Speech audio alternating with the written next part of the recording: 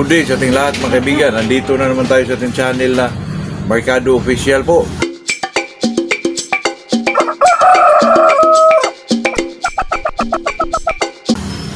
Bago tayo mag-umpisa ay shoutout muna tayo kay Albert Mohado, Rodel Medeldia, Jerry Boy Lopez, Arvin Lumayog at saka itong kaibigan natin na si G. Anasyon. Ito naman pag-usapan natin mga kaibigan lahat naman siguro dito mga kaibigan ay alam na to kasi ang tanong mga kaibigan, ano ba talaga ang tama sa 3 days for the fight? Kung Sunday ang laban mo, Sunday exam mo, ano ba talaga, Thursday o Friday?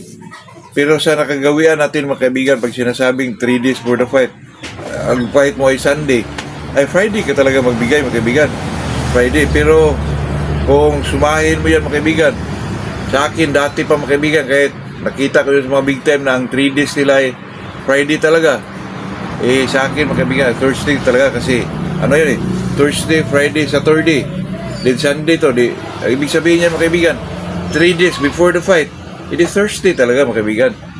Pero dati pa yan mga kaibigan, talaga Thursday po ang inaano ko dyan, lalo na sa Innerbone, kasi yung Innerbone ay medyo medyo mataas po ang dosage doon mga kaibigan. Talagang lumilingo yung manok doon mga kaibigan, sa tama siguro, sa lakas siguro ng Innerbone, binigay na vitamina po sa lakas siguro.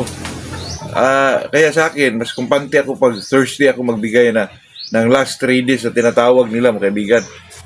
Kaya yung nakagawian natin mga kaibigan na Friday, pwede pa rin yun mga kaibigan. Lalo na magbigay ako ng MIB mga kaibigan, 3 days before the fight.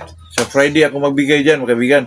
Pero pag tablita lang, mga vitamina na tablita, katulad ng mga Innerbone, Rubicon, Thursday talaga ako mga kaibigan. Parang kampante po ako na talaga maibigay sa manok yung tamang tamang kilos, tamang palo, ganon. Kaya sa atin dyan, depende na rin sa obserbasyon nyo. Kaibigan ko nga mga kaibigan, 1 day before the fight Sa ibig sabihin mga kaibigan, Saturday siya magbigay po. Ilang bisis ko na sinasabi sa kanya na pag magbigay ka ng mga vitamina, 3 days talaga, Thursday, 3 days before the fight. Pero sa kanya mga kaibigan, ayaw talaga magpapigil. Saturday niya ibigay mga kaibigan, siyempre medyo parang lasing yung manok ko. Ibang palo ng manok, parang walang direksyon mga kaibigan. Pero minsan naman mga kaibigan, mananalo pa rin. Kaya palagi ko sinasabi mga kaibigan na hindi tayo mangbuli o manjudge, lalo na sa parte ng conditioning, kung anong ginagawa sa kaibigan mo, kasi baka ikaw pa ang mabaliktad dyan mga kaibigan, kasi kung manalo yung manok niya, baka ikaw pa katsawahan dyan. So sa atin mga kaibigan, ilang bisis ko na ito ginagawa. Pag mga vitamins sa mga tao ginagamit ko, ay talaga 3 days talaga, Thursday talaga pagbigay.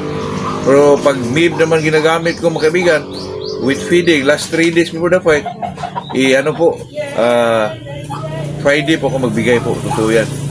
Wala ho itong mga kaibigan, kasi may nag-comment dito na liniligaw lang, hindi naman siguro gano'n mga kaibigan, kasi dito kasi katulad ko, nagbablog ko, content ako, hinahatak natin yung tao na manood sa atin, maniwala talaga, tapos magbigay ka ng informasyon na hindi tama. Kung may experience niya yun mga kaibigan, hindi magtugma sa kanyang hindi na yung manood sa iyo, hindi na maniwala yun mga kaibigan. Yung totoo lang talaga na totoo at saka responsible ka bilang isang content creator po, kasi ito naman kasi ka mga kaibigan, magawa ka ng isang content po, hindi po biro to mga kaibigan, kasi nakasalalayan yung yung tinatawag na mo sa iyong programa mga kaibigan, na talaga magsabi ka ng totoo po. Yung sa akin dito mga kaibigan, pinaghawakan ko lang yung experience ko lang talaga mga kaibigan, experience na maayos o eksakto, kahit walang eksakto sa eksaktong pamamaraan. Kasi sasabong mo kaibigan, pag sinasabi kasing eksaktong pamamaraan, mayroon naman po, pero hindi ho ako magsabi ng gano'n mga kaibigan, kasi sa manok mga kaibigan, kahit hindi mo pa binabasi dyan sa eksaktong pamamaraan, sinasabi nila ay mananalo pa rin po. Kaya bilang isang magmamanok mga kaibigan, talaga pong napaka-importante po na may mentor ka. Kasi napakaganda yung may mentor ka mga kaibigan, na talagang medyo may edad na rin sa'yo, na medyo maniwala ka talaga. Kasi sa akin mga kaibigan, yung mentor ko nga dati, taga Bukid yun mga kaibigan, pero marami siyang alam tungkol sa manok mo. Kasi pag ikaw naman mga kaibigan, pag wala kang alam, katulad ng magpurga ka, ginagamit mo ay bunga, ibigay mo lahat yung buong, mga kaibigan, yung buong bunga talaga, nako, ang manok mo mga kaibigan ay tumitindig yung balahibo dito mga kaibigan. Minsan pa nga mga kaibigan ay medyo madisgrasya pa yung manok mo. Totoo yan. Okay lang yung mga kaplita, mga kaibigan na pampurga, tablita, okay lang yun, hindi naman masyado malakas yun. Pero pag ginagamit mo mga kaibigan ay yung bunga, talagang hatiin mo talaga yun mga kaibigan kasi masyadong malakas po.